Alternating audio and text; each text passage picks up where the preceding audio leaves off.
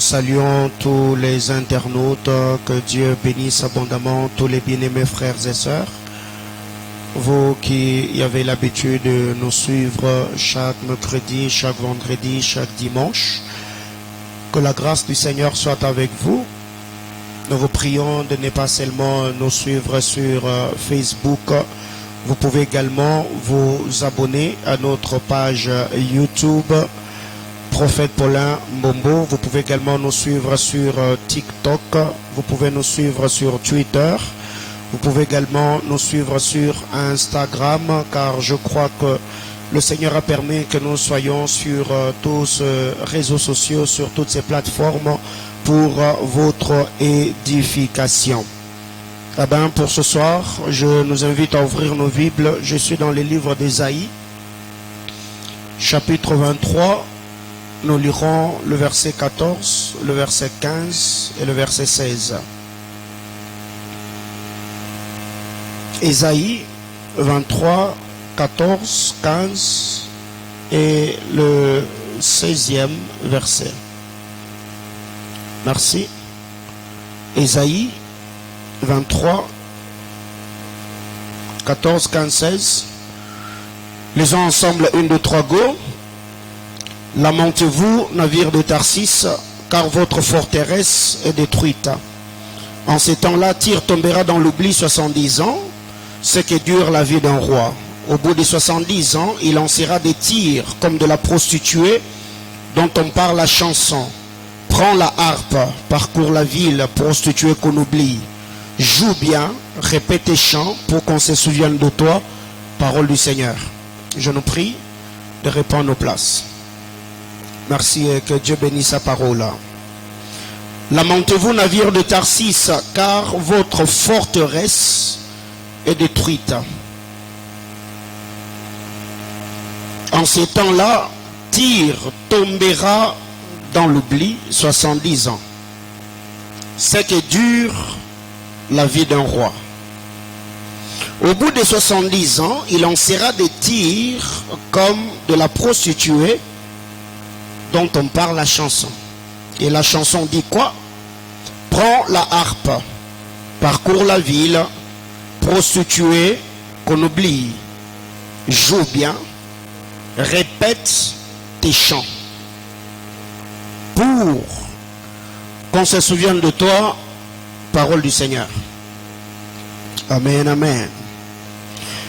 Bien-aimés dans le Seigneur, depuis le mercredi de la semaine passée, nous avons introduit une nouvelle série d'enseignements sur le thème « Pasteur, que dois-je faire pour vivre ma destinée ?» Eh bien, nous avons dit, le psalmiste nous parlant, il dit que nos destinées sont de chemins tout tracés devant le Seigneur.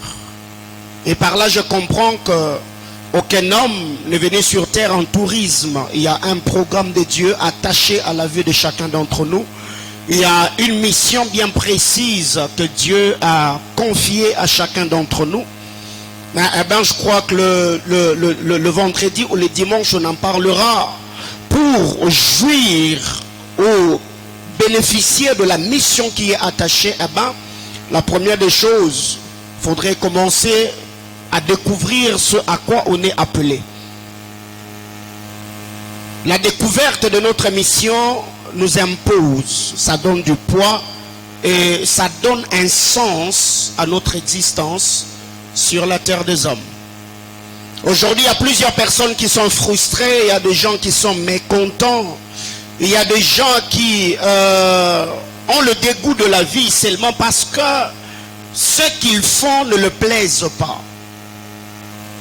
Mais quelqu'un qui y a la passion, quelqu'un qui aime, qui sait ce qu'il fait, cette personne-là donnera le meilleur de lui-même. Pourquoi? Parce qu'il sait que ce que je suis en train de faire, c'est ce que le Seigneur m'a assigné, c'est ce que le Seigneur a attaché à ma vie, c'est ce que le Seigneur a mis en moi comme potentiel, comme grâce, comme habileté, et cela va me permettre de travailler pour arriver à vivre ce que la Bible déclare sur David, notre père. La Bible déclare, David en son temps, après avoir servi au dessein de Dieu, eh ben, il se reposa avec ses pères. Il y a beaucoup de choses. La semaine passée, c'était notre semaine de sanctification. Et ben, le mercredi, le vendredi, le dimanche, nous avons parlé sur la crainte de Dieu. Nous avons partagé sur beaucoup de principes, beaucoup de choses qui peuvent nous permettre à bénéficier de la grâce et la faveur du Seigneur pendant le temps de notre pèlerinage sur la terre des hommes. Et bien, nous avons dit, la destinée pour nous chrétiens, nous l'avons prise à deux volets, selon la promesse que le bien-aimé Sauveur nous a faite, en disant que tous ceux qui auront quitté maison, famille, terre, mère, père, soeur, frère, ils auront le centuple dans ce siècle, premier volet, et ils auront la vie éternelle dans le siècle à venir. Donc nous avons une promesse qui a deux volets, le centuple sur la terre et la vie éternelle dans l'au-delà. Mais pour vivre le centuple sur la terre, c'est ce que dans cette série d'enseignements j'appelle la destinée. La destinée. Pour vivre cela, eh ben, il y a des principes, il y a des choses que nous devons faire, il y a des choses que nous devons comprendre, et il y a des principes que nous devons appliquer, parce que je vous ai toujours dit, chaque principe incarne en elle des conséquences prédictives. Donc, un cultivateur qui prend une graine de maïs et la met dans la terre, il n'a pas besoin de rester là en train de prier, de parler en d'autres langues pour se rassurer que la graine va pousser ou ça va germer. Il n'a pas non plus besoin qu'un prophète vienne lui dire, le Seigneur m'a dit que ce que tu as mis dans la terre, ça va pousser. Non, pourquoi? Il sait que la loi qu'il a appliquée, ça rejoint Genèse chapitre 8, le verset 22. Aussi longtemps que les cieux et la terre subsisteront, la loi de la moisson et de la sémaille ne cesseront point. Voyez-vous? Donc, le cultivateur, ce qu'il doit faire, il doit se rassurer de des choses, la qualité de la sémence et la qualité de la terre. Donc, si déjà il sait que la terre est bonne et que la qualité ou sa sémence l'est aussi, cette personne ne va pas s'inquiéter. Donc c'est par là que je reviens encore en disant que l'activation ou l'application d'un principe incarne en elle des conséquences prédictives. Donc quiconque applique une loi, quiconque pratique ou active un principe spirituel, il doit attendre que le principe appliqué, ça va lui apporter des choses attachées à cette dernière. J'entends quelqu'un me dire amen. Ah ben, bien aimé dans le Seigneur, je crois que cette semaine, le Seigneur va nous faire beaucoup de bien. En lisant la parole de Dieu dans les livres d'Ésaïe 23 que nous venons de lire, le verset 14, la Bible déclare: lamentez-vous, navires de Tarsis, car votre forteresse est détruite. Bien aimé dans le Seigneur, ici parlons de la forteresse. La forteresse était le refuge, était une citadelle, était un endroit où le peuple en ces temps-là, c'était leur point fort. J'appellerais cela comme la caverne d'Adoulam, où David était allé se cacher. Mais ici, quand la forteresse est détruite, le Seigneur appelle le peuple à se lamenter. Dans d'autres versions, quand vous lisez Parole de vie, quand vous lisez français courant, même la Bible du Semeur, on parle de chanter des complaintes. Et la fois passée, nous avons dit, qu'en lisant la parole du Seigneur, le Seigneur nous présente deux types de chants. Il dit, nous vous avons chanté des complaintes, vous n'avez pas pleuré. Et nous avons joué de la flûte, vous n'avez pas dansé. Nous avons chanté des complaintes, vous ne vous êtes pas lamenté, vous n'avez pas pleuré. Et nous avons joué de la flûte, vous n'avez pas non plus dansé. Et ici, parce qu'il y a destruction de la forteresse, le Seigneur appelle le peuple à se lamenter. Donc ici, nous voyons que la parole que le Seigneur envoie devient un message qui permet à ce que ceux qui sont dans la désolation, ceux qui sont dans la tristesse, s'élèvent et se tiennent à la brèche afin de pouvoir invoquer le puissant de Jacob pour qu'il s'élève et qu'il intervienne dans leur vie. Le verset 15, la Bible déclare: en ces temps-là, Tyr tombera dans l'oubli 70 ans. Tyr tombera dans l'oubli 70 ans. Ce que dure la vie d'un roi. Je ne vais pas tourner autour de ce verset parce que on reviendra là-dessus, je crois, dans les temps qui sont en train de venir. La Bible déclare: la vie d'un roi, selon Ésaïe, la vie d'un roi durait 70 ans. Il en sera de Tyr comme de la prostituée dont parle la joue bien. répète tes chants pour qu'on se souvienne de toi. Bien-aimés dans le Seigneur, vous savez, très généralement, je me pose beaucoup de questions. Quand quelqu'un meurt, on met RIP, repose en paix, nous ne t'oublierons jamais. Est-ce que cela est vrai? Parce que nous l'avons déjà dit dans la vie de ceux qui sont partis, ceux qui nous ont quittés. Mais on se rend compte que ces choses, nous les disons sous les chocs. Mais après un temps, chacun va s'occuper de ses affaires. Quelque part, on peut se souvenir de la date de naissance de la personne, du jour de son décès.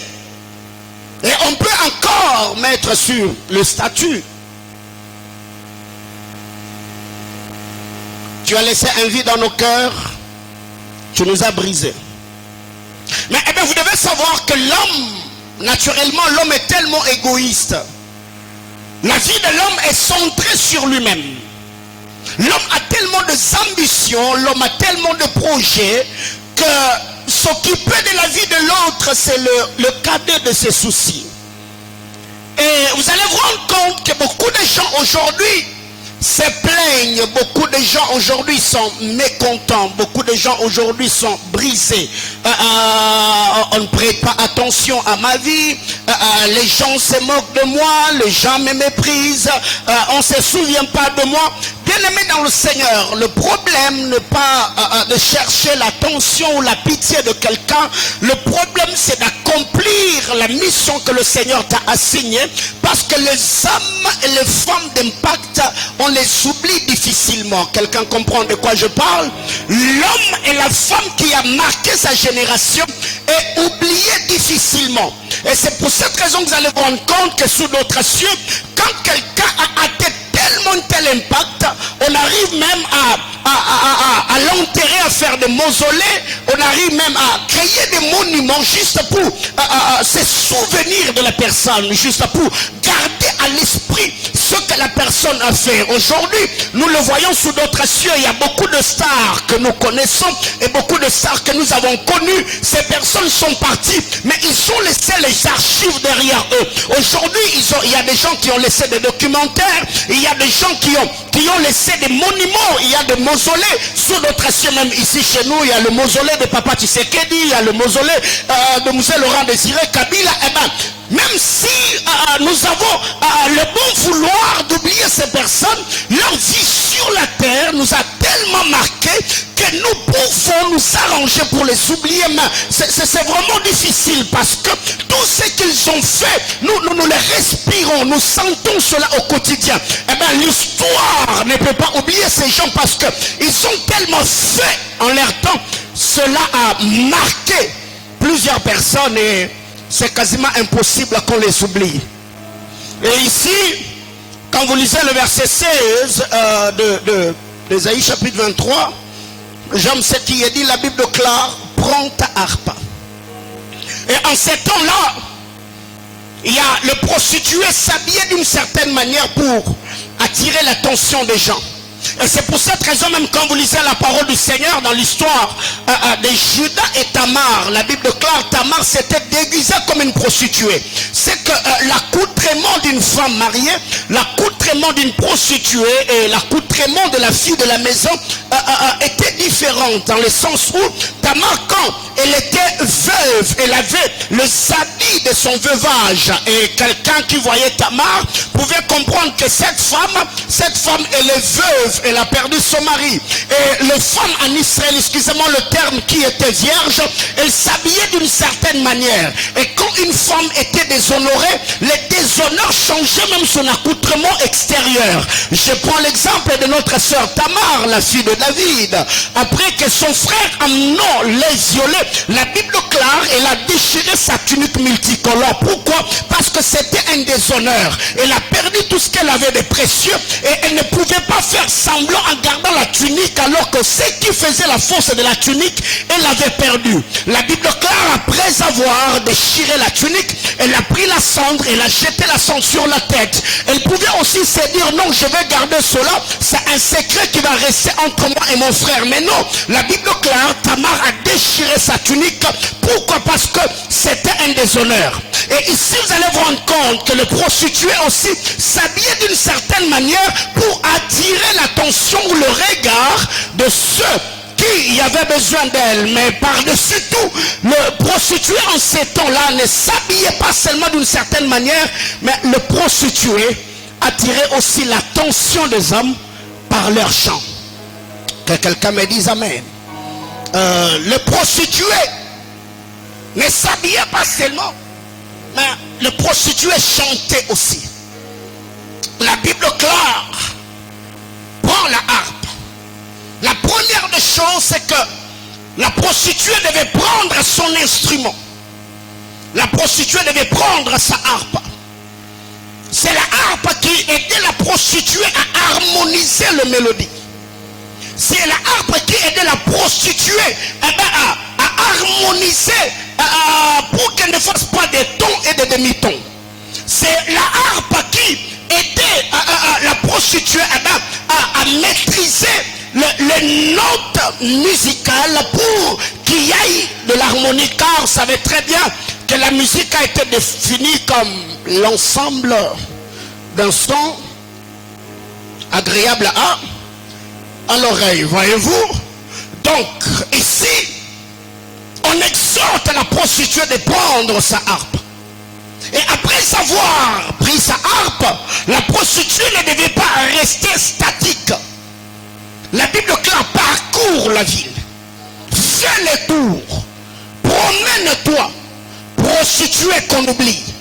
C'est que ici, pour que la prostituée ne soit pas oubliée, il y a des choses qu'on demande à la prostituée de faire afin que sa vie reste imprimée dans la mémoire des hommes. La première des choses, la prostituée devait prendre sa harpe. La deuxième des choses, la prostituée devait parcourir la ville. La troisième des choses, la prostituée devait répéter ses chants. Prête-moi ton attention s'il te plaît. Il y a des choses, quand vous lisez la parole de Dieu, la Bible claire, pour que l'on se souvienne de toi. Autrement dit, pour qu'on ne t'oublie pas. Parce que l'homme, naturellement, il se fatigue. L'homme met de côté une chose qui ne lui a pas coûté. Et ici, la prostituée était une femme libre. Elle devait elle-même se mettre en valeur pour que les hommes se souviennent d'elle. Elle devait travailler sur elle-même pour attirer l'attention des hommes. Elle devait s'auto-former elle-même afin de trouver sa place dans la société.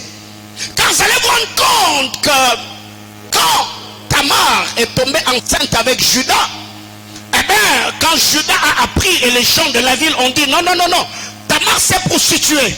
Qu'on l'amène dehors, on va la lapider. Mais la question que je me suis posée, il devait d'abord commencer à se poser des questions. Tamar est une veuve. Tamar n'a pas eu la grossesse seule. Et cela sous-entend que Tamar était avec quelqu'un. Alors pourquoi ils n'ont pas cherché à trouver l'homme avec qui Tamar était tombée avant de la lapider? Pourquoi? Parce qu'elle était dans la peau du prostitué. Elle n'avait pas de valeur. Sa vie n'avait pas d'importance devant les hommes. Le prostitué était chosifié. Mais ici, quand vous lisez la parole, la Bible est en train de dire, pour que la prostituée laisse les traces dans les vies des gens, la prostituée devait prendre sa harpe. La prostituée devait faire le tour dans la ville. La prostituée devait répéter ses chants. La prostituée devait perfectionner ses mélodies. La Bible claire, joue bien, répète tes chants, pour que l'on se souvienne de toi. Bien-aimés frères, quand vous lisez la parole de Dieu, vous allez vous rendre compte que cette prostituée ressemble à David. Quand vous lisez la parole de Dieu, quand vous lisez ce qui est ici, David les historiens, les théologiens disent que David était un enfant bâtard. C'est que son père avait fait David avec une femme illégitime. Et ici, ce n'est pas Shama, ce n'est pas Eliab, c'est pas Aminadab qui a oublié son père. Voyez-vous, vous pouvez vous rendre compte à quel point Esaïe, le père de David, était méchant. La Bible clare ici, David n'avait que 17 ans. Je ne sais pas, il a commencé à garder les troupeaux de son père à quel âge, ça je ne sais pas. Mais vous allez vous rendre compte, la Bible clare, ce n'était pas dans un désert. David gardait le troupeau de son père en brousse. Mais dans cette brousse-là, quelle est cette brousse où les lions peuvent venir pour lutter avec un jeune garçon? Quelle est cette brousse où les sources pouvaient venir attaquer la vie de David? C'est que pour Isaïe, David n'avait pas de valeur. Pour Isaïe, David n'avait pas d'importance. Et cela est prouvé quand Samuel est venu.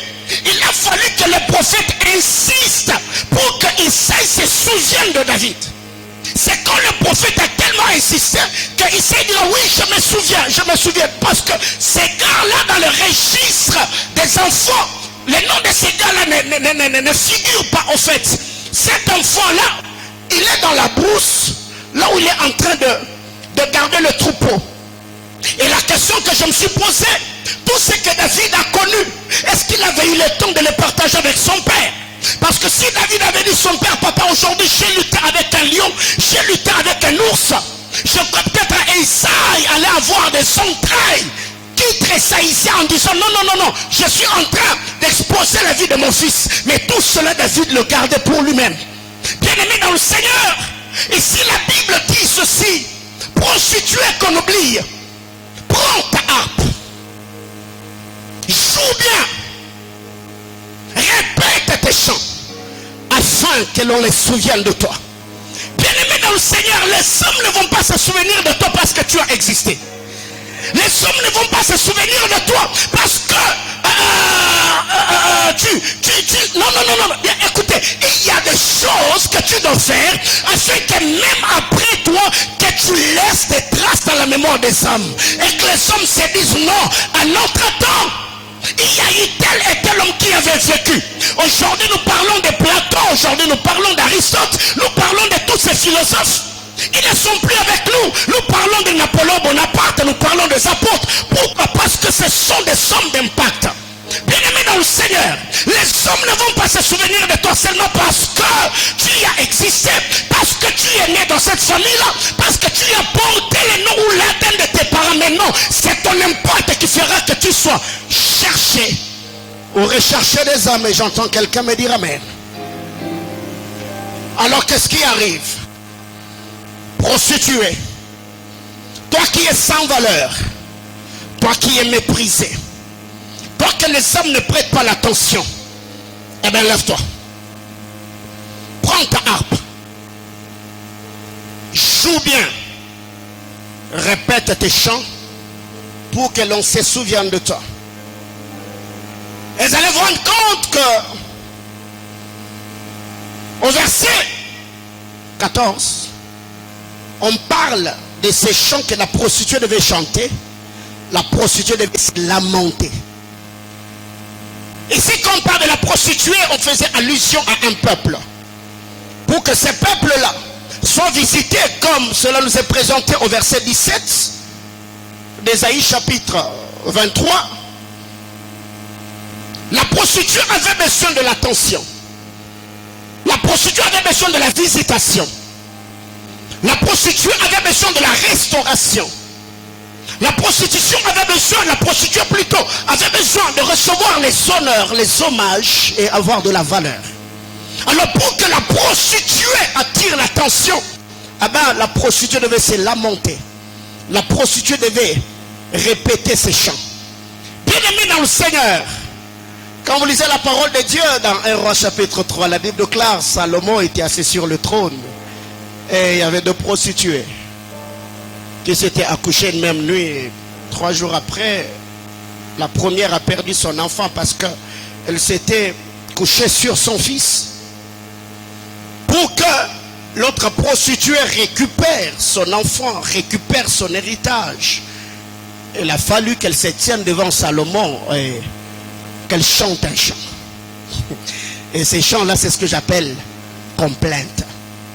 Et c'est là que Ésaïe nous dit, lève-toi, défends ta cause. Bien-aimé dans le Seigneur, les âmes ne se souviendront pas de toi parce que tu as existé. Combien de gens, toi, tu as déjà oublié dans ta vie? Il y a des gens avec qui tu as étudié, il y a des amis d'enfance aujourd'hui. Et récemment, j'étais choqué. Il y a 3 messieurs que j'ai rencontrés qui m'ont reconnu. Et à ma grande surprise, ils m'ont dit qu'on a étudié avec eux, je ne sais pas, en 3e des humanités. Je ne les reconnaissais pas. Et après notre séparation, j'ai eu tellement mal, je me suis dit, bon, peut-être vont penser que j'ai boudé, j'ai snobé, je les ai sabotés. Mais j'ai essayé de chercher, il n'y avait rien. Voyez-vous? Eux avec qui j'avais étudié en 3e des humanités, je les ai oubliés. Mais il y a une fille avec qui j'avais étudié en première année secondaire. Elle s'appelait Mbala Kabosongo. Cette fille, même dans ma vieillesse, je ne l'oublierai jamais. Elle était tellement intelligente, elle comprenait tellement la mathématique que tous en classe, on avait peur de cette fille-là parce qu'elle s'est démarquée toujours dans sa manière de faire. Les autres, pourquoi je les ai oubliés? Parce que leur vie, même quand on étudiait, sans impact ni les sans effet. Mais l'autre là, je ne peux pas l'oublier. Pourquoi? Parce qu'elle m'a laissé de traces au fait. Bien-aimés dans le Seigneur, battez-vous autant que vous pouvez avec Dieu pour avoir une vie au standard élevé. Vous devez vous battre autant que vous pouvez afin de marquer votre génération. Vous devez découvrir ce qui fait votre force, travailler dessus afin que les âmes puissent courir derrière vous en fonction de ce que vous savez faire et en fonction de ce que le Seigneur vous a doté comme capacité, grâce et faveur. Que quelqu'un me dise amen. Bien-aimés frères, la Bible clare, chante tes chants pour que l'on se souvienne de toi. Frère, David, je le prends comme cette prostituée, oubliée, mais c'est derrière le brebis de son père, avec sa harpe, chantait ses chants. Il répétait. Un jour, il y a un gars qui s'est souvenu de David dans la cour du roi. Pendant que Saül était tourmenté par des esprits impurs, quelqu'un qui avait vu David jouer à la place publique, il s'est dit, je connais un gars qui peut résoudre ce genre de problème. Bien-aimé frère, ce que tu fais aujourd'hui ne relativise pas. Continue à faire ce que tu fais. Tu ne sais pas qui est en train de te voir. Tu ne sais pas qui est en train de te suivre. Tu ne sais pas qui est en train de t'observer. Peut-être aujourd'hui on ne te cherche pas parce que ta grâce n'est pas encore mise en valeur. Ou parce qu'il n'y a pas encore une situation que toi seul est capable de résoudre. Les jours, oh my God, les jours qu'il y aura un problème qui nécessitera ta grâce, il y a des gens qui se souviendront en disant, oh non, ce genre de choses, il n'y a que X, Y qui peut résoudre ce problème. Alors ma prière élevée de mon cœur, si tu as connu ce que Joseph a connu avec les chansons, j'ai pris que le Seigneur puisse occasionner, oh la vas-y, que le Seigneur puisse occasionner certaines choses qui fera que ton souvenir puisse remonter dans la mémoire de quelqu'un et quelqu'un dise, non, pendant que j'étais à Kawama, j'avais rencontré un frère, il avait prié, il m'avait prophétisé, attends, je vérifie son numéro. Si dans son téléphone il ne va pas le trouver, il va même le trouver dans son agenda. Que quelqu'un me dise amen. Pasteur, que dois-je faire pour vivre ma destinée?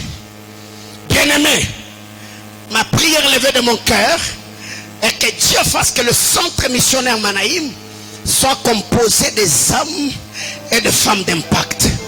Oh my God, la terre est terre parce que Dieu a parlé. Quelqu'un comprend de quoi je parle?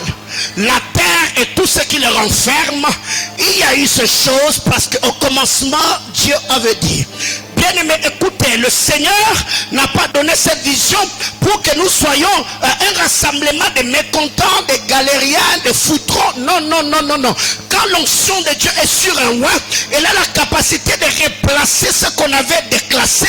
Elle a la capacité de remettre sur le rail ce que les hommes avaient mis de côté. La Bible déclare, David, parce qu'il était roi, autour de lui, il y avait des endettés, il y avait des mécontents, il y avait des hommes à problème. Mais parce que David était roi, quand vous allez un peu plus loin, les mécontents d'hier, les endettés d'hier, les hommes à problème d'hier sont devenus de vaillants hommes de David.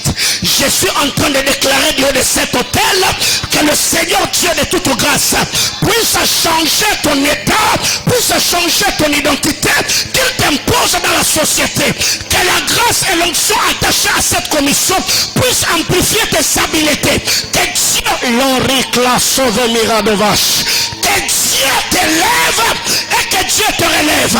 Je libère ces paroles de grâce sur la vie de quelqu'un au nom puissant de Jésus, et j'entends quelqu'un me dire amen. Bien-aimés frères, je reviendrai. Alors pour ce soir, que dois-je faire pour vivre ma destinée? Eh bien, la première des choses, je ne serai pas très long ici, c'est la loi de l'honneur. C'est notre deuxième semaine du mois et cela sous-entend que le dimanche, ça sera notre culte de puissance. La loi de l'honneur. Bien-aimés frères, l'onction que tu n'honores plus ne te bénira jamais. On ne peut pas parler de l'onction sans parler du porteur de l'onction, le oint. Quand vous lisez la parole de Dieu, le bien-aimé sauveur parlant ses contemporains, il leur dira, croyez en Dieu et croyez en moi. Parce que croire en l'onction sans croire à son porteur, cette onction-là ne te bénira pas. Quand vous lisez la parole de Dieu, dans 2 Rois chapitre 2, le verset 3 et le verset 24 et le verset 25, 2 Rois chapitre 2, du verset 23 au verset 25. En Israël, en ces temps-là, il y avait plusieurs prophètes, il y avait plusieurs garnisons, il y avait des prophètes à Gilgal, il y avait des prophètes à Bethel, il y avait des prophètes à Jéricho, selon le parcours d'Élie et Élisée. Et vous allez vous rendre compte que dans cette histoire, Élie, après qu'il soit enlevé dans les tourbillons, nous connaissons l'histoire, c'est dans 2 Rois chapitre 2 un peu plus haut, Élisée a honoré l'onction du Père. Et après avoir honoré Élie, il a reçu la double portion. Et c'était maintenant au tour d'Élisée de recevoir les honneurs. Mais quand vous lisez la parole de Dieu dans cette histoire, on nous présente quelques gamins qui ne connaissaient pas le parcours d'Élisée, mais qui ont rencontré Élisée et ils ont commencé à se moquer de lui. Parce que Élisée avait la calvitie, ce que vous appelez ici Ribala. La Bible déclare, quand ils ont vu Élisée, ils ont commencé à se moquer de lui, l'appelant monte chauve, monte chauve. La Bible déclare, Élisée a entendu les paroles, mais Élisée n'avait pas vu ceux qui se moquaient de lui. La Bible déclare, il se retourna pour le regarder, il le maudit au nom de l'Éternel. La malédiction que Élisée a libérée a créé des sources instantanées. La Bible déclare, les sources sortirent et mangèrent 42 de ces enfants-là. Bien-aimés dans le Seigneur, quand vous êtes attaché à un roi qui connaît ce que c'est la loi de l'honneur, et que lui à son tour n'est pas honoré, ce n'est pas lui qui maudira, mais c'est le respect que lui a en vis-à-vis des supérieurs qui vont maudire ceux qui ne l'ont pas honoré. Pourquoi? Parce que lui a respecté un principe et ceux qui sont en dessous de lui doivent également l'honorer pour qu'eux à leur tour soient honorés. Qu'est-ce que vous lisez? La Bible claire, quand Élisée s'est retourné, il a vu ces enfants-là. Il les a maudits. Élisée était un prophète. La vie d'Élisée, c'était de va et de vient. Il montait et descendait comme un aigle. Or, quand l'aigle est dans son exercice, il monte, il descend. Tout aigle, naturellement, finit toujours par perdre quelques plumes d'ici. Pourquoi? Parce que l'aigle est en mission. Quand l'aigle monte, il descend. À cause du vent, les vents finissent toujours par emporter quelques plumes sur la tête de l'aigle. Et Élisée étant un prophète, il avait cette habitude de monter et descendre sur les montagnes. Spirituellement parlant, il y a le plume qui a quitté la tête du prophète. Et quand les jeunes gens regardent Élisée, ils se sont moqués sur la tête duquel reposait l'onction du roi. Oh my God. Quand Élisée se tourne, la Bible claire, il a maudit ces enfants-là. La même calvitie qui a maudit les uns, cette même calvitie a béni la femme tsunamite. La même calvitie qui a maudit les uns, cette même calvitie a résolu le problème dans 2 Rois chapitre 4. Mon Dieu, du haut de cet autel, je demande à Dieu, vous qui avez cru en cette commission, vous qui vous êtes attachés à cette onction, que le Dieu d'Abraham, que le Dieu d'Isaac, que le Dieu de Jacob puisse vous honorer, que Dieu vous élève et que Dieu vous relève. J'ai béni la vie et la destinée de quelqu'un ce soir, au nom puissant de Jésus. Et j'entends quelqu'un me dire Amen. Aïe, aïe, aïe. Quand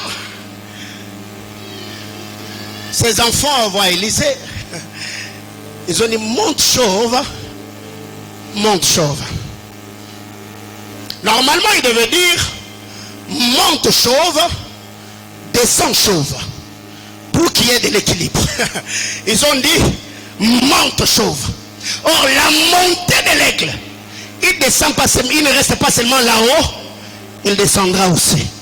C'est pour cette raison que nous sommes de ceux qui croient à l'ascension et au retour du grand aigle, Jésus-Christ de Nazareth, qui doit venir pour nous porter sur ses ailes afin de nous amener dans la présence du Père.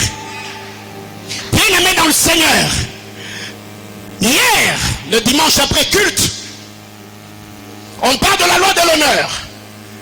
J'ai reçu l'appel d'un des pères de la ville. Il m'appelle et me dit, prophète Paulin, j'ai besoin de vous voir. Et j'étais surpris. Je me suis dit, comment est-ce qu'il a eu mon numéro? Je lui ai dit, papa, merci beaucoup. La journée du lundi, j'ai un programme de prière. Et bien, je m'arrangerai pour passer vous voir le mardi. Et le mardi, j'étais avec le berger Mardoché hier. On est allé le voir. Et quand je suis arrivé, bien aimé frère, le bâtiment que j'ai vu, c'était impressionnant. J'ai dit, waouh, à la Ouachi, on peut construire un tel temple. Et quand on est entré dans son bureau, on a parlé.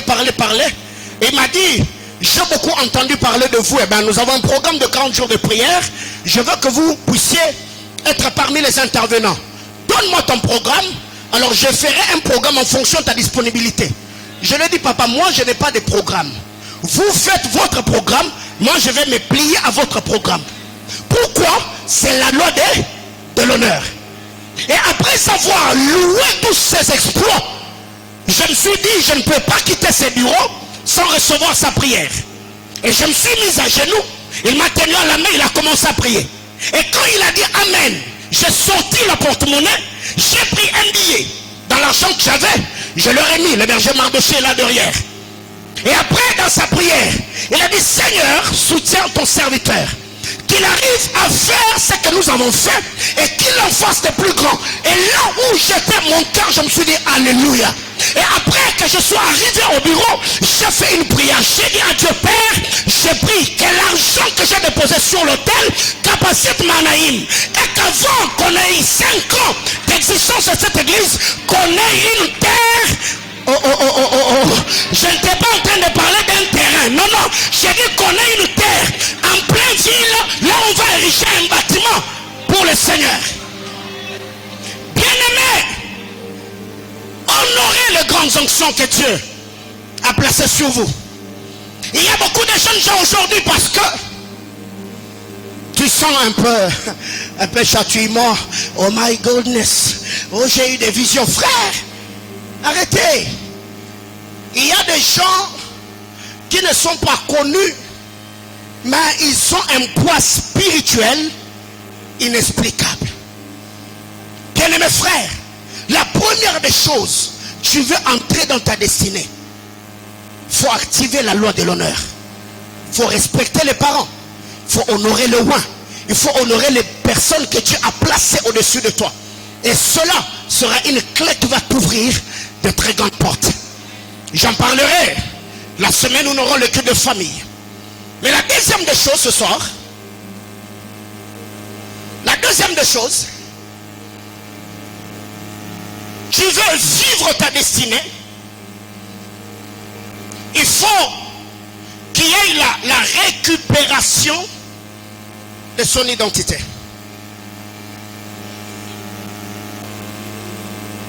Ici, je ne suis pas en train de parler du changement de l'identité. Non.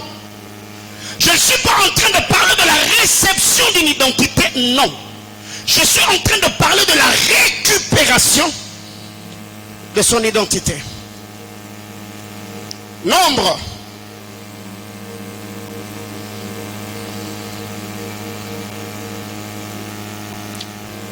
Lisons d'abord Genèse chapitre 23, le verset 6.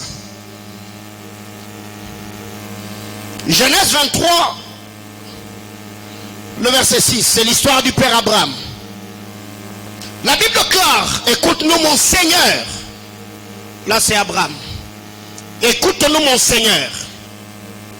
Tu es un prince de Dieu au milieu de nous. Enterre ton mort dans celui de nos sépulcres que tu choisiras. Aucun de nous ne te refusera son sépulcre pour enterrer ton mort. Abraham, tu es notre Seigneur. Tu es le prince de Dieu au milieu de nous.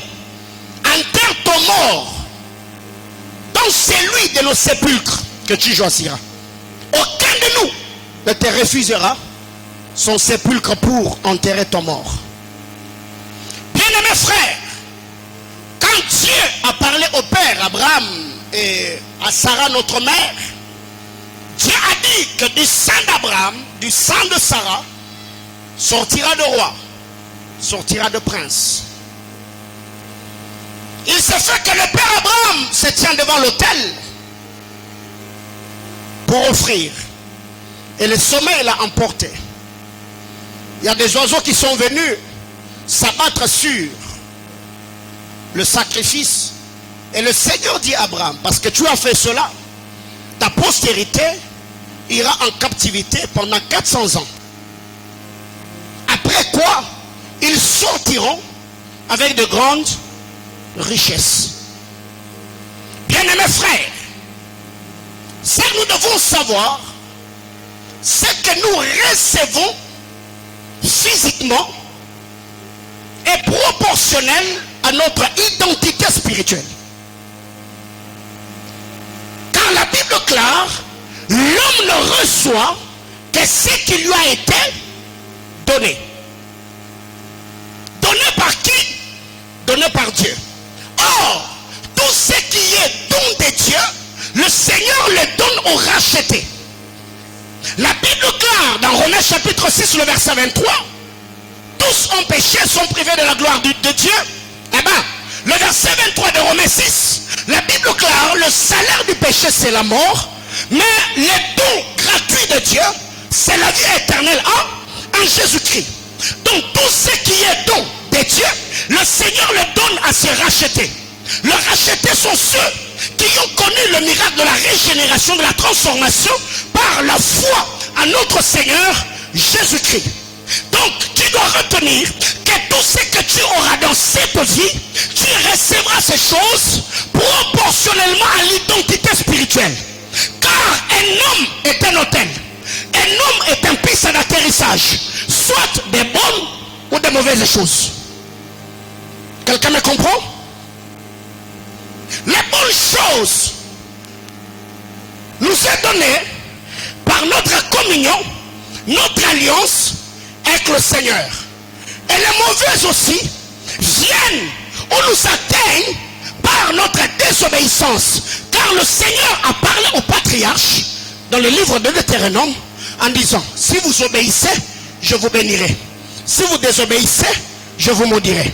Donc, l'obéissance permet à ce que la bénédiction de Dieu quitte l'éternité, quitte le ciel pour la terre, et c'est nous qui le recevons. Donc, tout ce que tu recevras sur cette terre, cela sera proportionnel à ton identité spirituelle. Tu vas me comprendre dans les minutes qui suivent. Bien-aimés frères, retenons qu'on ne fait pas des dons à un esclave. Les dons sont faits à un prince. Allô? Un esclave ne peut pas recevoir des dons. Même quand vous lisez la Bible en Proverbe, la Bible claire, le présent d'un homme fait quoi? Lui ouvre la voie et lui donne accès, pas auprès des esclaves, auprès des rois. Pourquoi? Parce que quand un homme a le présent d'un homme devient une clé qui lui ouvre des portes. Bien-aimés dans le Seigneur, tous ceux qui sont élevés en dignité, on ne va pas voir un roi mais vide. Jamais. C'est pour cette raison qu'en Israël, Samuel n'était pas seulement prophète et sacrificateur, Samuel était roi parce que la loi juridique ainsi que la loi spirituelle était entre les mains du prophète. C'est pour cette raison qu'à 1 Samuel chapitre 9, quand Saül vient aller voir le prophète, il a dit à son serviteur, que donnerons-nous à l'homme de Dieu? Pourquoi? Parce qu'il est un prince de Dieu. On ne peut pas se tenir devant lui, mais vite. Je reviens en disant, on ne fait pas des dons à un esclave. On fait des dons au roi ou à un prince. Alors, Genèse 23, le verset 6. On dit ceci à Abraham. Tu es notre Seigneur. Tu es le prince de Dieu parmi nous. Alors, comme tu es le prince de Dieu parmi nous, aucun de nous ne peut te refuser son sépulcre. Autrement dit, parce que tu es le prince de Dieu, nous te donnerons tout ce que tu. C'est de cet homme-là que tu es sorti. C'est de cette lignée-là que nous sommes descendants. Tu vas me comprendre. Bien-aimés frères, pour que Israël reçoive des présents, il a fallu que Moïse rencontre Dieu au buisson ardent. Avant la levée de Moïse, Israël travaillait bénévolement. Personne ne recevait de présents. Personne ne recevait de cadeaux. Quand Dieu s'est révélé à Moïse en Exode, Dieu dit, j'ai vu, j'ai entendu, je connais, je suis descendu. 4 choses. Il dit à Moïse, j'ai vu les souffrances de mon peuple. J'ai entendu les cris que lui font pousser ses adversaires. Je connais ses souffrances. Alors, comme conclusion, je suis descendu. Mais quand Dieu dit je suis descendu, on n'a pas vu un endroit où Dieu est descendu, non. Quand Dieu dit à Moïse, les paroles que Moïse recevait de Dieu étaient en train de télécharger Dieu à Moïse.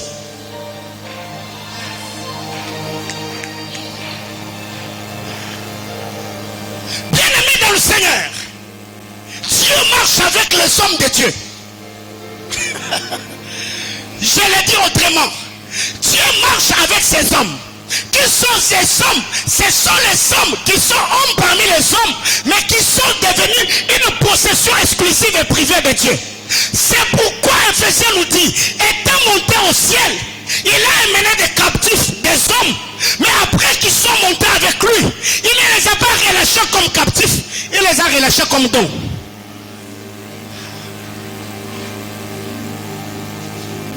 Ok.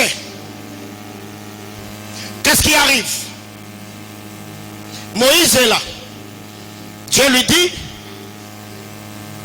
j'ai vu, j'ai entendu, je connais et je suis descendu. Aïe aïe aïe. Quand Léa met au monde, elle regarde son premier enfant et dit, toi, Dieu t'appellera Ruben. Car Dieu a fait quoi? A vu que je ne t'ai pas aimé.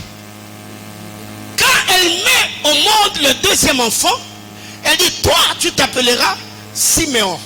Car Dieu a fait quoi? Il a entendu. Quand elle met au monde le troisième enfant, elle dirait, toi tu t'appelleras Lévi. Car maintenant, mon mari s'attachera à moi. Quand elle met au monde le quatrième enfant, elle appela du nom de Judas en disant, louange à l'Éternel. Alors Dieu descend. Il dit à Moïse, je me souviens des choses que j'ai dites à Abraham mon serviteur. J'ai vu la souffrance de mon peuple. J'ai entendu le cri que le font pousser leur adversaire. Moi Dieu, je connais leur douleur. Alors maintenant, je suis descendu. Bien-aimé dans le Seigneur, pour que Israël récupère son identité d'être le prince de Dieu, il a fallu qu'un prophète soit envoyé par Dieu au milieu d'eux.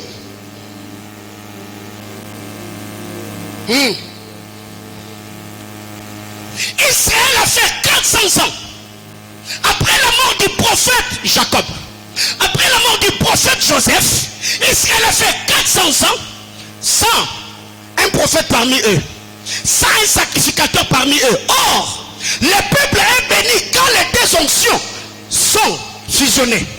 Quand il y a un sacrificateur qui se tient devant l'autel pour offrir en faveur du peuple. Un, des deux, quand il y a un prophète qui vient avec un message pour éclairer la voix du peuple. C'est ainsi que, avant que Jésus ne vienne, de Malachie à Matthieu, Israël a fait combien d'années? 400 ans. Et Dieu, il a envoyé deux onctions. Jean-Baptiste, qui était sorti de Zacharie comme sacrificateur. Jean-Baptiste, sur qui reposait l'onction et l'esprit d'Élie. Mais par-dessus tout, Jean-Baptiste n'était pas seul. Jean-Baptiste était couvert par la plus grande onction. Car lui-même au Jourdain, il a dit, je suis venu vous baptiser d'eau comme Moïse.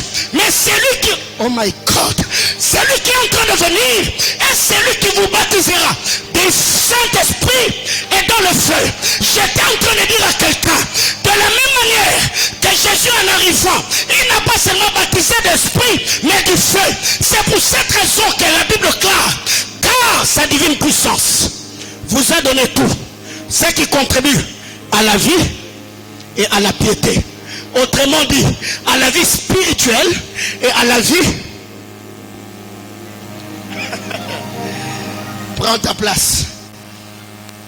Donc, jusque-là, Dieu, après qu'il ait vu, après qu'il ait entendu, Dieu étant omniscient, celui qui connaît toutes choses, Dieu étant celui qui s'appelle Emmanuel, Dieu parmi nous. Dieu descend maintenant en Égypte. Il dit à Moïse, tout ce que j'avais dit là, je l'avais dit à Sinaï. Mais pour que ce peuple sorte, tu dois tuer l'agneau et faire la Pâque. N'est-ce pas? C'est après avoir obéi à l'instruction prophétique, passé à la table du Seigneur, qu'Israël est sorti. Est-ce qu'Israël est sorti main vide? Non. La Bible déclare, Israël s'est tenu devant les Égyptiens. Pourquoi? après avoir mangé la Pâque, ils ont récupéré leur identité de prince. Et quand ils se sont tenus devant les Égyptiens, écoutez, tu peux avoir quelqu'un qui a travaillé dans la maison pendant 30 ans. Et ce jour-là, chérie, tu dis, boss, donne-moi la clé de ton véhicule. À tes ordres. Oh my God, oh my God, oh my God. Bien-aimés frères, quand Israël a mangé la Pâque, Israël a récupéré l'identité.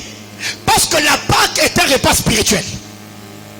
Et quand vous allez dans l'Égypte antique, ce n'est pas n'importe quel peuple qui passait à la Pâque. Parce que la Pâque, c'est les Égyptiens. Et les Mésopotamiens, on appelait cela culte des sangs.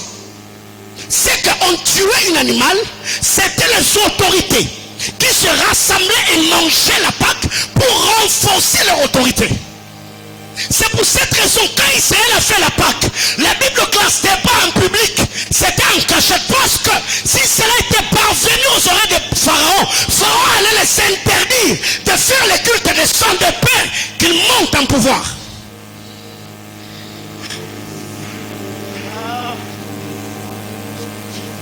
Retiens seulement que la Pâque, c'est le culte des sangs. Ok, ils ont mangé la Pâque et ont récupéré leur identité. Ils sont sortis de l'Égypte avec de grandes richesses. Moïse, le frère, avant de mourir, il a dit, Dieu vous suscitera un autre prophète parmi vous. Faites quoi? Écoutez-le. Moïse a donné la Pâque d'un animal. Jésus arrive. Il dit, ok, si vous ne mangez pas ma chair et vous ne buvez pas mon sang, vous n'aurez pas part avec moi. N'est-ce pas? Ok. Quand le Seigneur a inauguré la Pâque, il a utilisé quoi? Ce qu'on appelle la Sainte Seine. Il a utilisé quoi? Le pain et le vin, n'est-ce pas? Comment expliquer que quand tu prends un pain, le pain devient le corps de Jésus? Comment expliquer quand tu prends le vin, le vin devient le sang de Jésus? Bien-aimé, retiens cette leçon. Le Saint-Esprit comprend le langage des signes et des symboles. Quelqu'un comprend de quoi je parle? Le Saint-Esprit comprend le langage des signes et des symboles. C'est ainsi qu'il y a des prières spirituelles que tu as toujours fait sans pourtant le comprendre. Mais le Saint-Esprit comprend les soupirs de ton cœur et il amène la prière devant le trône. Ah Seigneur. Qui est là en train de prier? Oh Seigneur, un moment, sans pour autant que ça ne soit pas ton consentement, tu te retrouves les mains levées. Ça est un langage spirituel. Quand tu élèves le main, tu ne sais pas ce que ça dit. Mais le Saint-Esprit, comme c'est lui qui s'est intercédé par des soupirs inexprimables, il sait qu'en ces moments, son esprit est en train de dire telle chose. Oh mon Dieu, oh mon Dieu, oh mon Dieu.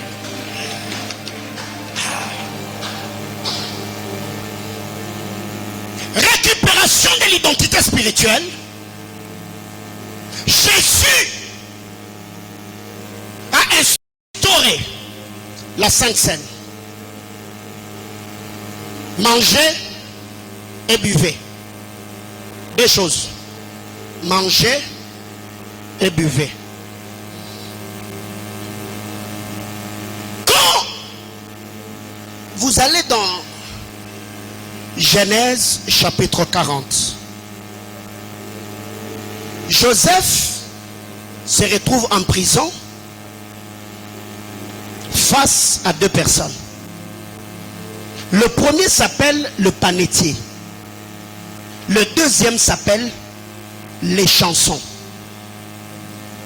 Tout ce que le panetier faisait auprès de Pharaon, c'était de placer le vin dans la coupe de Pharaon. Tout ce que le panetier faisait, c'était de présenter du pain à Pharaon. Je parlais sur le culte des sangs. Qu'est-ce qui arrive Le panetier et les chansons ont offensé Pharaon. Ils se retrouvent dans une prison. Autrement dit, ils ont perdu leur identité. Et qui étaient serviteurs, ils sont devenus esclaves en prison. Et en prison, il y a quelqu'un qui était esclave, pas égyptien, mais hébreu. Quelqu'un qui a quitté sa nation et son pays, qui s'est retrouvé esclave dans une prison lointaine. Or, le panetier, c'est le fournisseur de pain. Le chanson, c'est le fournisseur du vin. Il s'est fait que le fournisseur du pain et le fournisseur du vin ont eu tous deux. Le matin, il s'élève. Quand Joseph arrive, il pose la question. Pourquoi vous avez l'air triste? Les chansons s'élèvent. Il dit, j'ai vu 3 sarments. Et les 3 sarments ont produit le raisin. Et après, j'ai pressé le raisin dans la coupe de Pharaon. Joseph dit, ce que tu as vu représente combien de jours? 3 jours. Après 3 jours, tu vas quitter la prison pour retourner au palais. Autrement dit, auprès de Pharaon. Quand les panetiers voient, les panetiers se disent, ok, donc c'est intéressant. Le panetier prend aussi la parole. Il dit, moi aussi, j'ai vu 3 plateaux de pain sur ma tête. Mais chose étonnante, j'ai vu les oiseaux du ciel venir s'abattre sur le pain et le manger. Joseph dit, pour toi aussi, c'est 3 jours. Dans 3 jours, Pharaon, il n'a pas dit Pharaon va te décapiter. Non. Il a dit Pharaon va faire quoi? Va te pendre la pendaison sur un bois. Ok. Nous avons le fournisseur de pain et le fournisseur de vin. Tous deux ont eu un rêve. Et le rêve tournait autour de combien de jours? 3 jours. Joseph est un prophète. Il regarde les chansons. Il dit, toi, tu es le fournisseur du vin. Tu seras restauré et tu vas retourner au palais. Tu vas continuer à servir. Mais regarde les panetiers. Il dit, toi, tu seras pendu. Toi, tu vas mourir. Mais c'est après ta mort que les oiseaux qui sont affamés viendront se nourrir de ta chair. Or, Jésus est deux. Il est panetier, il est chanson. Le panetier, c'est le côté corps de Jésus. Le pain. Les chansons, c'est le côté esprit de Christ. Car quand Dieu crée Adam, la Bible claire, Dieu a soufflé dans Adam et Adam est devenu une âme vivante pour lui-même.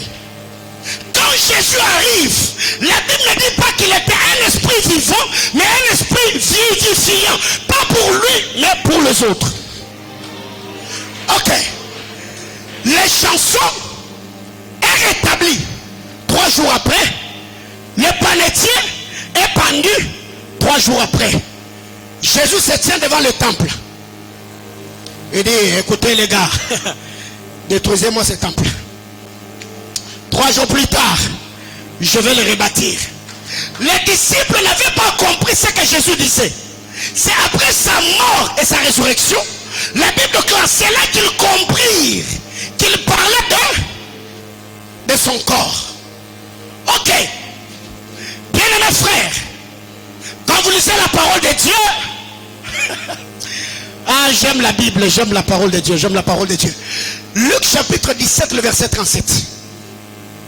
La Bible clare, là où sera le corps, c'est là que s'assemblera les aigles. C'est là que sera pendu le corps du panetier, que s'assemblera les oiseaux. Donc, la mort du panetier a amené l'unification. Juifs, Grecs, Chinois, Congolais, Antillais, Asiatiques, Américains, tous, nous avons retrouvé.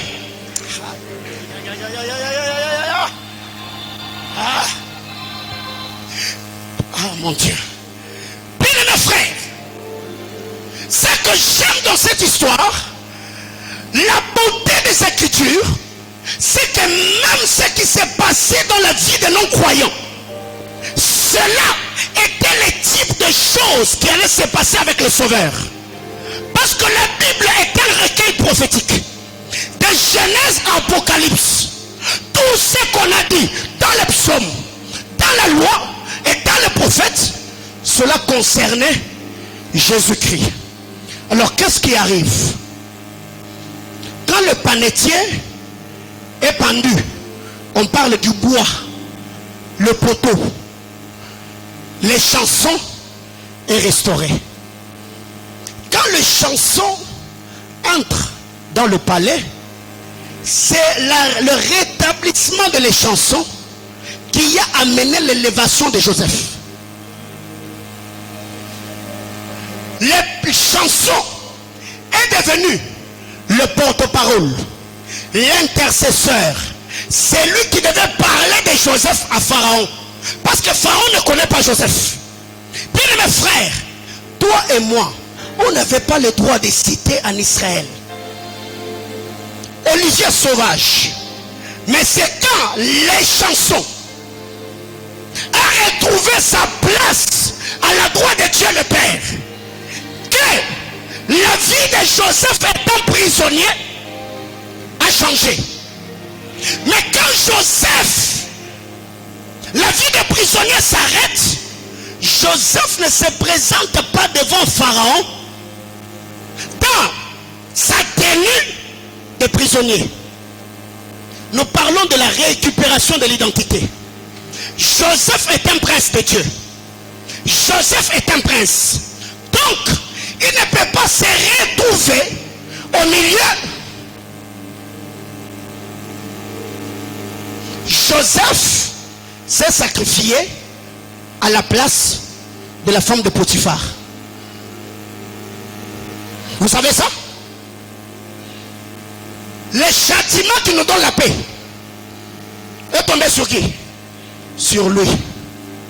La femme de Potiphar est réconciliée avec son mari dans l'unité et la communion. Parce qu'il y avait déjà une fissure. Pas d'abord une fissure physique, mais une fissure psychique ou psychologique. Elle avait déjà des sentiments pour un autre homme. Si Joseph était resté dans la maison de Potiphar, le mariage de Potiphar allait se briser. Le châtiment qui nous donne la paix est tombé sur lui. Il est allé en prison, mais il nous a laissé la tunique. Et pendant qu'il parlait, il a dit, il est avantageux que je m'en aille. Pour que le consolateur, ma tunique, vienne sur vous. Bien-aimés frères, Pharaon entend parler de Joseph. Joseph est restauré. On lui coupa la barbe. On le soigna.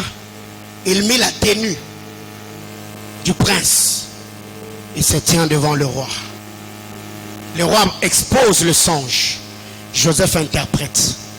Et le roi lui dit, est-ce que chez nous, ici, en Égypte, est-ce qu'on peut trouver quelqu'un comme ces gars? Non.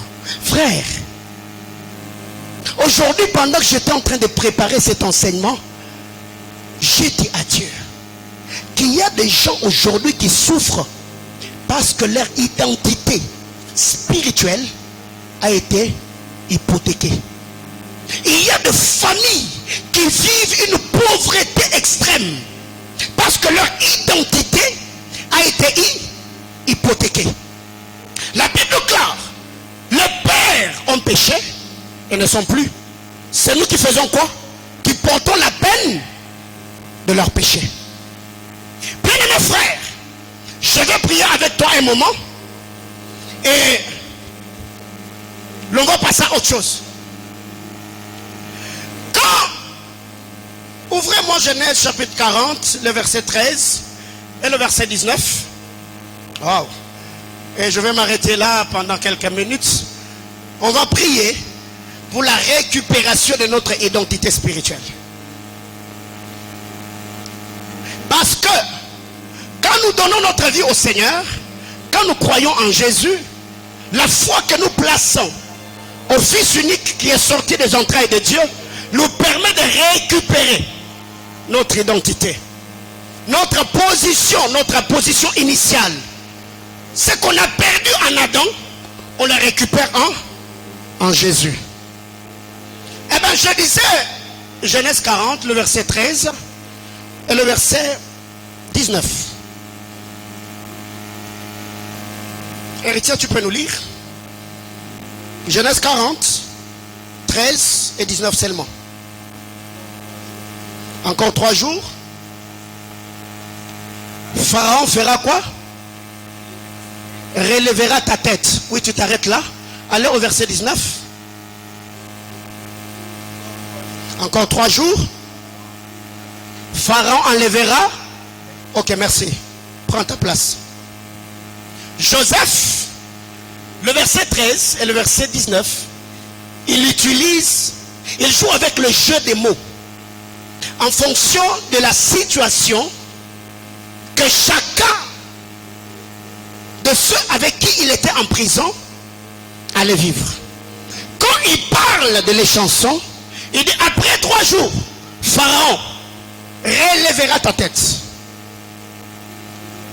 Quand il regarde le panetier, il dit après 3 jours, Pharaon t'enlèvera la tête. Quelqu'un comprend?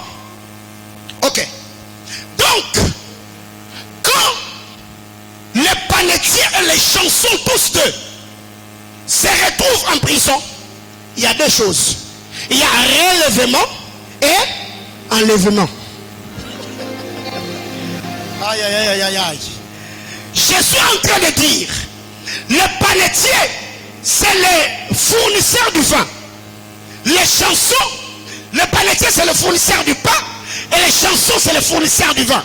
Or, quand nous tenons la Sainte Seine, il y a le pain, il y a le vin. En Christ, il y avait les deux. Christ, comme panetier, il devait être crucifié sur le bord de la croix. Christ, comme une chanson, il devait être rétabli pour fournir notre intercession à la droite de Dieu le Père. Comme le panetier, les chansons le faisaient en donnant du vin. Alors, donc ce que tu dois retenir, c'est que quand tu prends la Sainte Seine, ces 2 choses doivent avoir lieu.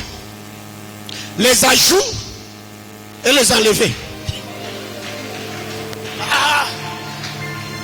Joseph dit, toi et chanson, 3 jours plus tard, tu seras relevé. Il relèvera ta tête. Toi, panetier, 3 jours après, le Pharaon enlèvera ta tête. Alors, ma prière est levée de mon cœur. Je fais ma prière en 3 temps. 3 jours, 3 mois et 3 ans. Je vais dire à Dieu que ce soir, parce que Jésus-Christ est mort comme panetier, il est ressuscité comme échanson, que le Seigneur par sa grâce dès aujourd'hui mercredi jusqu'à la soirée du samedi, que Dieu donne à quelqu'un un témoignage éloquent, que l'autre vira nos miracles à sa vie réglante, que le Seigneur te scandalise dans ces 3 jours, que nos portes surnaturelles, l'autre vie, puissent s'ouvrir dans ta vie. Je décrète et déclare que la soirée d'aujourd'hui, la journée de demain, la journée du vendredi et la journée du samedi, que le Seigneur parfume ta destinée. Je suis en train de bénir quelqu'un, que la grâce du Seigneur puisse emmener des ajouts et des enlevés, que Dieu enlève la honte, qu'il enlève la maladie,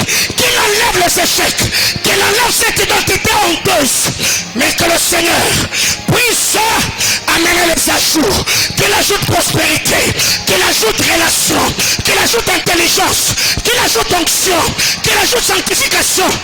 Aïe, aïe, aïe, aïe, aïe, aïe. Père, j'ai pris au nom de Jésus. Je demande que dans les 3 prochains mois, qu'il y ait des ajouts et qu'il y ait des enlevés. J'ai béni le mois de mars. J'ai béni le mois d'avril. J'ai béni le mois de juillet. J'ai béni le mois de juin. Que la grâce, la tevi, blaoui ranomi katevash, la terrable la sourani de gloire. J'ai prié, bénissons les 3 prochaines années. Que Dieu bénisse 2022. Que Dieu bénisse 2023. Que Dieu bénisse 2024. Que Dieu bénisse 2025. Je décrète et déclare que le Dieu qui m'est apparu en 2010 à la montagne de Manguengenge et m'a dit, jeune homme, je serai avec toi. Des signes, prodiges et miracles t'accompagneront et je ferai de toi une voix pour ta génération.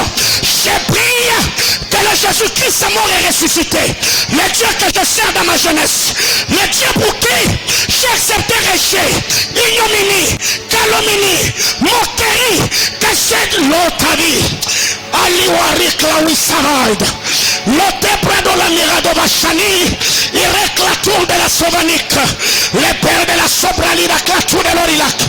Aïe, aïe, aïe, aïe, aïe. Est-ce que tu peux prier? Est-ce que tu peux lever ta voix? Dis à Dieu ce soir, je récupère mon identité. Je récupère mon identité. Je récupère mon identité. Yes, sir. Yes, sir. Yes, sir. Sur le corps du panetier, il y a une place pour tous les oiseaux. Sur le corps du panetier, il y a une place. Dans le royaume, tu as ta place. Comme prédicateur, comme entrepreneur, comme femme de ménage. Aïe, aïe, aïe, aïe, aïe, aïe, aïe. Il n'est pas seulement le Dieu des uns, il est aussi le Dieu des autres. Je suis en train de parfumer la destinée de quelqu'un. Prie le Seigneur. Dis à Dieu, sur les émalerages qui tardent, dis à Dieu, je récupère mon identité. Je récupère mon intelligence. Aïe, aïe. La mort de Christ à la croix, Dieu nous a bénis de toutes sortes de bénédictions spirituelles dans les lieux célestes. C'est le spirituel qui engendre le matériel, qui engendre le physique, qui engendre le terrestre. Prie le Seigneur.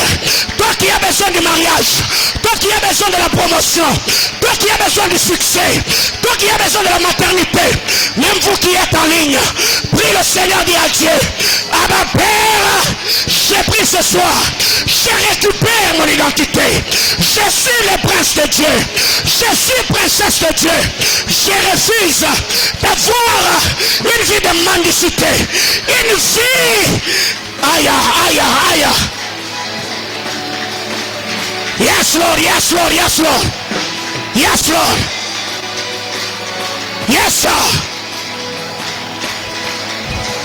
Ce culte est dénommé à l'école de la biche un culte des assoiffés, un culte des amoureux de la sainte et glorieuse présence de Dieu, un culte des amoureux des saintes écritures.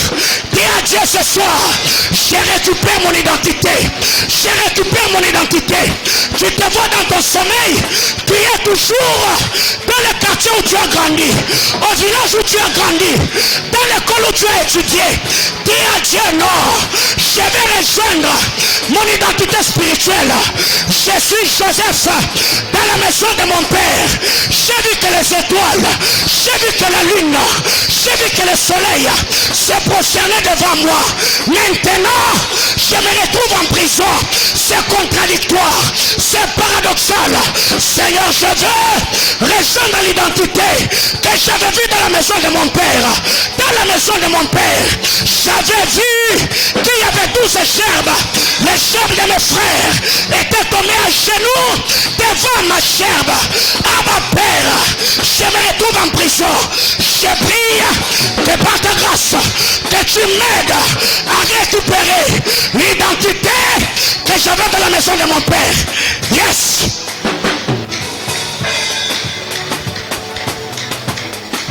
Ya, ya, tout lieu, en tout temps, faites par l'esprit toutes sortes de prières. S'il y a des barrières, s'il y a des blocages, si tu as une destinée tronquée, tu peux prier le Seigneur. Renverse tout ce que tu vois dans ton sommeil, tout ce qui est négatif. Est-ce que tu peux prier? Yes, sir.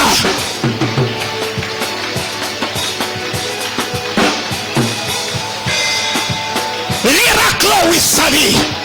Alerabla Wissanoni Radavash, la reclature de l'Iransoni, et mer de la sobrali de clature de l'orilache, et vers de la somme réglature de l'orilache, et perd de la somme crable de feu, et Antomira, Rakla Wissavinia, et perd de la sobrali de cli, Viromi à l'outé d'Iras, les Traliwa Salavir, Ia, Rawakla Wassani, er de la sali de Verance, Riplo Witatou de l'orilache. Io prendo la Nikeda, Ezovish, Raklawi Sanomi, Erde la Sovali, Iriatas de Claveras, la Plawira Lishivera. Yes.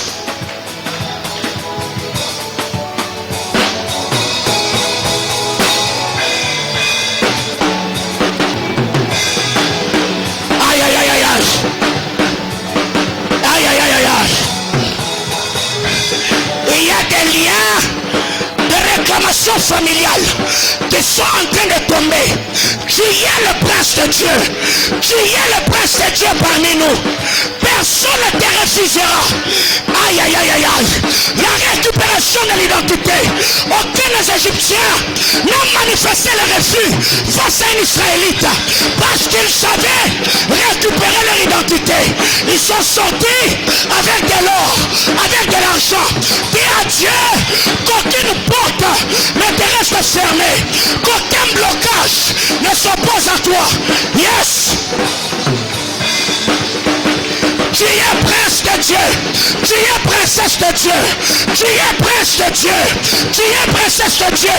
Aucun de nous ne te refusera son sépulcre. Yes.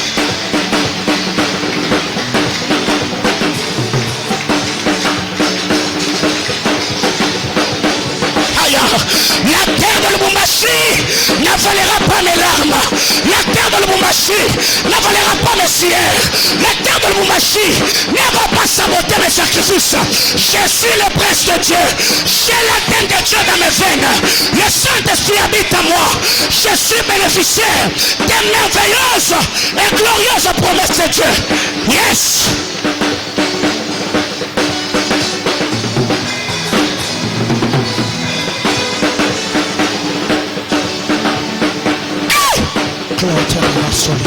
Libère Claude Chevalier. Lion des races. Réplique les terrassonis de Claude. La terrible. Myriatou de l'orilassonie de Claude. Aïe. Parle à Dieu.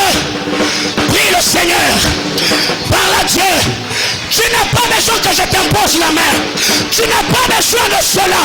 Tu es prince de Dieu. Élève ta voix, parle à Dieu. Récupère l'identité. Récupère l'identité. Yes.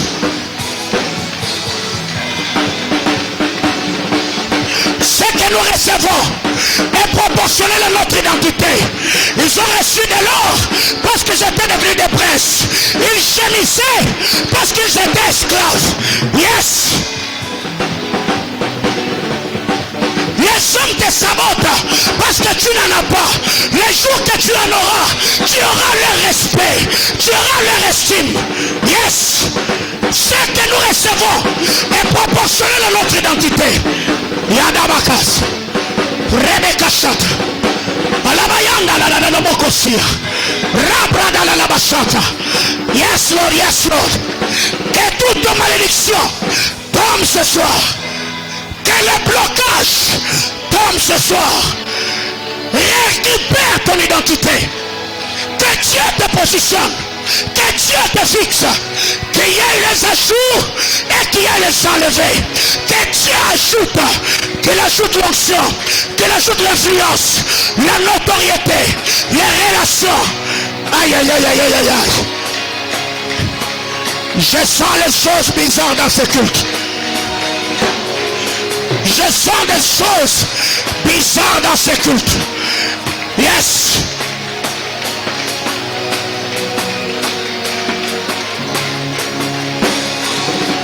Tu es prince de Dieu. Le chef de l'État ne peut pas arrêter d'arrêter à un péage. Jamais. Les dignitaires de l'État ne peuvent être pas arrêtés. Les sénateurs, les députés, ceux qui sont dedans en dignité, ils ont un passeport. Ils ont un laissez-passer. Est-ce que c'est le blocage, la sorcellerie, la magie, l'occultisme? Jésus-Christ est fils de Dieu. La pierre ne l'a pas arrêté pour sortir. Aïe.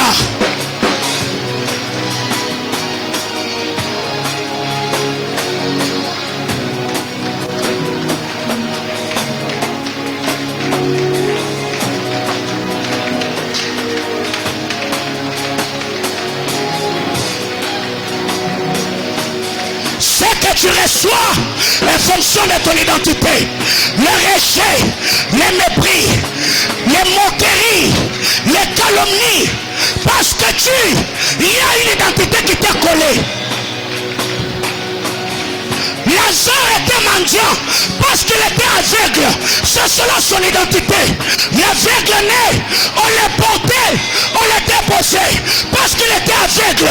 Les jours qu'il a recouvert la vue, il n'a plus mendié. Ce que tu reçois est fonction de ton identité. Ce que tu reçois est fonction de ton identité. Dis à Dieu, je veux le téléchargement de mes bénédictions spirituelles, la promesse de Dieu, la gloire de Dieu, la faveur de Dieu, les portes surnaturelles. Yes.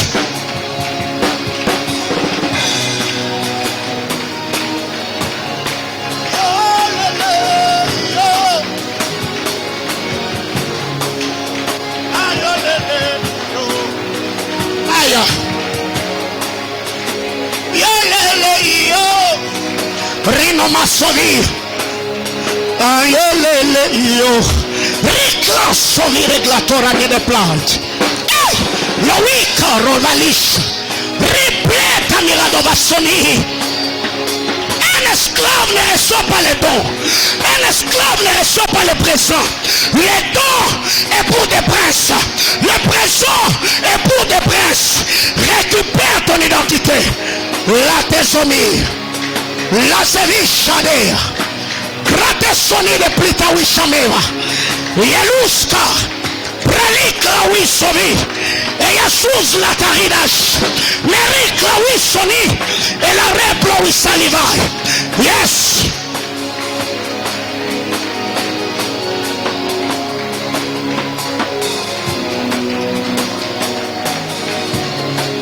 Abba Père, le Dieu de toute grâce, merci pour cet enseignement. Je te l'ai demandé la journée.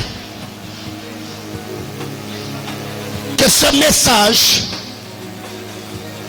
soit imprimé dans le cœur et les pensées de chacun d'entre nous. Père, la terre devait produire ronces et épines. Parce qu'on était déchus en Adam. Qu'en mort à la croix, tu as versé le sang, tu as versé l'eau. Les deux substances avaient suffi pour que la terre ne produise plus ronces et épines. Ma prière devant ton trône, Abba, aide-nous à récupérer notre identité. Le repas de sang, le culte de sang, renforcer l'autorité des rois et des monarques d'autrefois. Abba Père, tu as dit, ceci est mon corps, ceci est mon sang. Mangez et buvez. Père, que ceux qui ont été dépouillés récupèrent leur identité. Lazare mendiait parce qu'il était aveugle. L'aveugle ne mendiait parce qu'il était aveugle. Ce qu'ils recevaient, Abba, était fonction de leur identité. Mais après le recouvrement de la vie, ils n'ont plus mendié parce qu'ils étaient devenus des hommes libres. Je prie au nom de Jésus que quiconque est en ces lieux sois bénéficiaire et participant à chacune des promesses et de grâces attachées à cette commission. Au nom de Jésus. Amen. Acclame le Seigneur.